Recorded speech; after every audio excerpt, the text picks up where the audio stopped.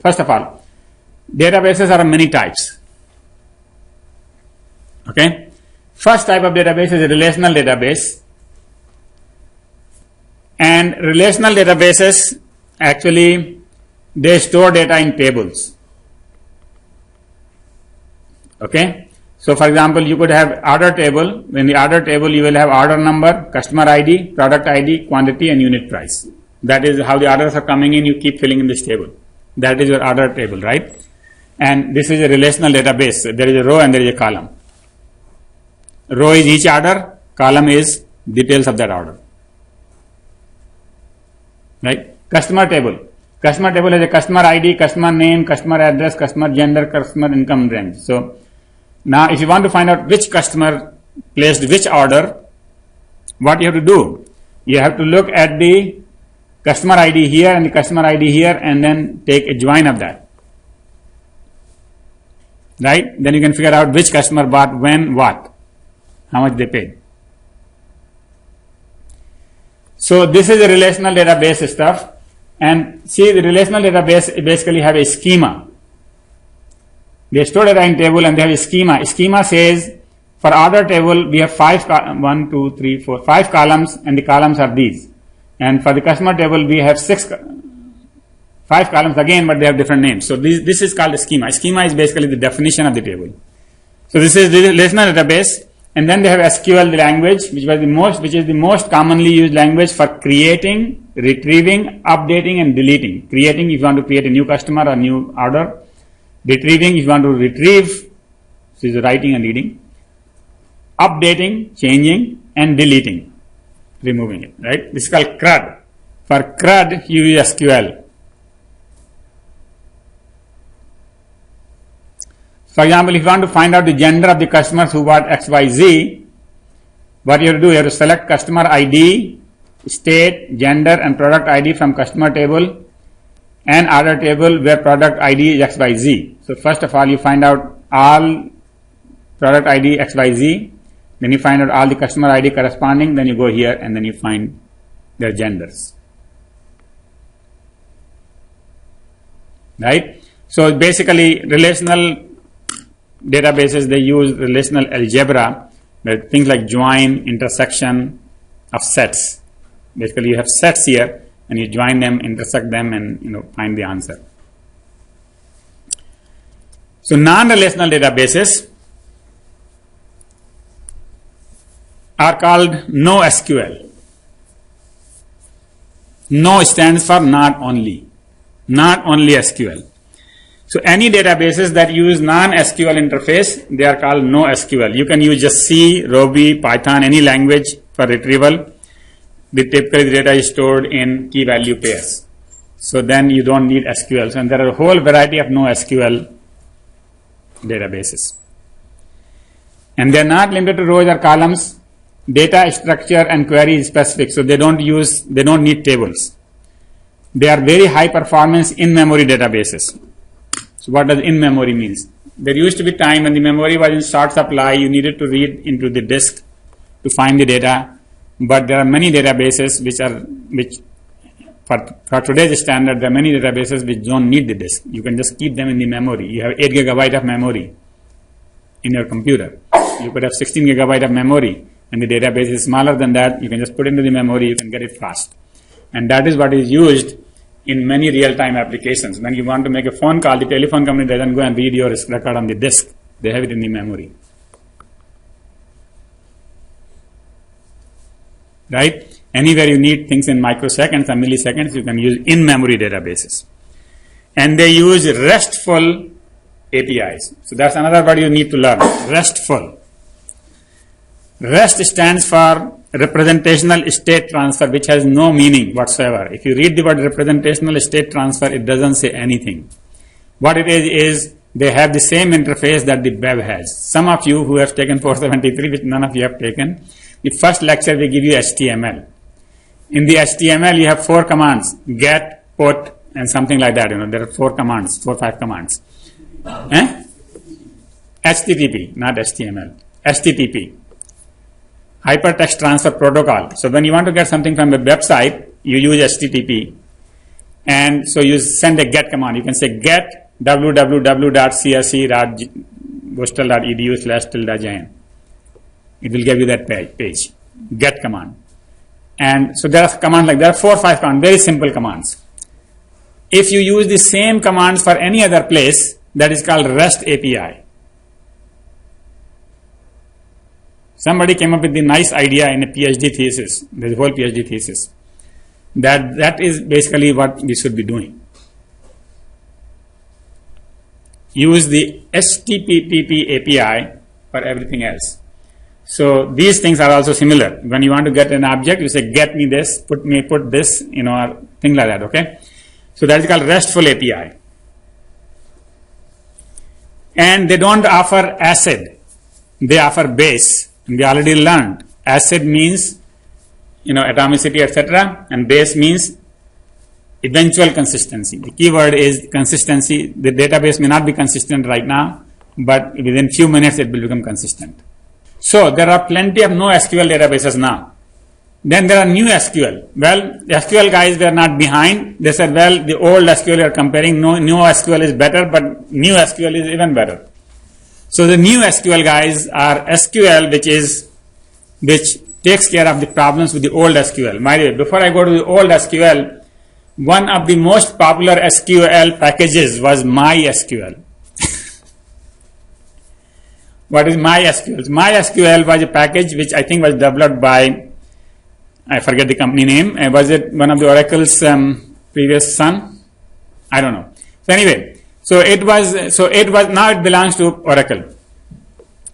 And so MySQL is a package that I think is now in public domain or open source or whatever. So and most people use MySQL. If you are using SQL, you use MySQL package. And so, but it has limitations, because of relational databases and because of SQL, whatever it is. So they come up with a new SQL databases which extend SQL's life and extent.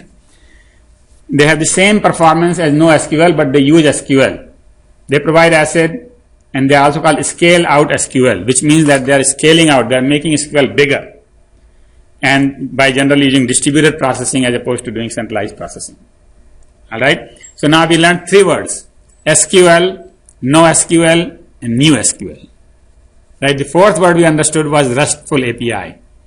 RESTful API means web-like API, HTTP-like API.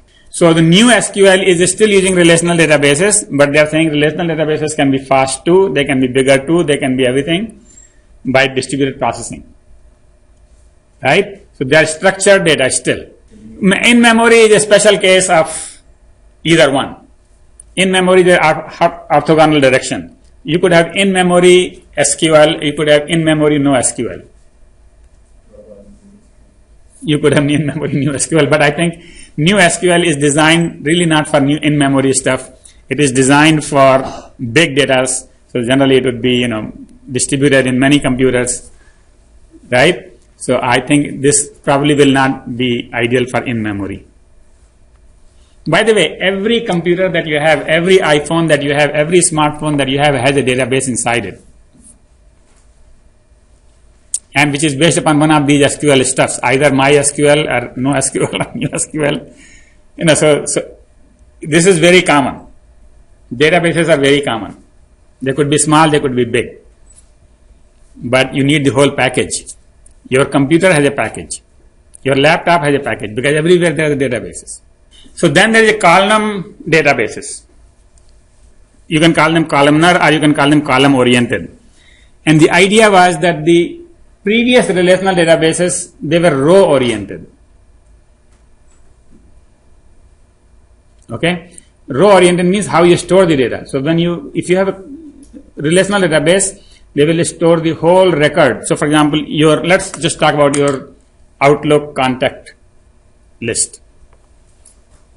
When they do it, they will do it in a relational database, and with your name or with your contact's name, their job, phone number, blah blah blah, everything will be stored one after another in the memory or in the disk. So that is row oriented. Alright? People say no, that is not good. Why is it not good? So for example, let me first, before I say why it is not good, is let's just take this example. So this is 3 columns and actually 3 rows as well, but this will be stored as follows. First, 101 Smith 10,000, then 105 zones 20,000, then 106 zones 15,000. Like this it could go on thousands of rows. Right? This is row oriented storage, right? Now, what is good about this? That you can find all the information about a person. If you want to find out Smith everything, you have it in one place. You just do one read and you got it. Right? Because everything is in the same place. It's also good, but it is difficult to find out how many people have the salary between 10 and 15K. You have to read the whole database. Because no one place you have that column. So if you ask column oriented question, then the row is no good. If you ask a row oriented question, row is good. But if you ask column oriented question, then it's no good. Now, here's the thing, why we need column oriented question? Because when you have big data, you are really not interested in any one person. You're really not interested in any one event. You are really interested in the whole overall statistics. And that is column oriented. Right? You want to find out how many people have name Smith. You don't want to find out Mr. X Smith. You just find out how many people have name Smith. Or how many people have salary of this. Or how many people are male, female, blah, blah, blah. Right? So those are all column oriented questions. So when you want the overall statistics, those are all column oriented questions. So they are not done well by the row oriented storage. So what you do is you store column wise. That's all you do. So you will store like this. 101, 001, 105, 106. So these are the keys and these are the values, which are the record locations. These are the keys, and Smith is the key value pair, key value pair, key value pair. Now, if somebody asked you how many people have the salary between 12K and 15K, all you have to do is not read any of this stuff. You just go straight to this place and read this stuff and find out. You don't have to read the whole database.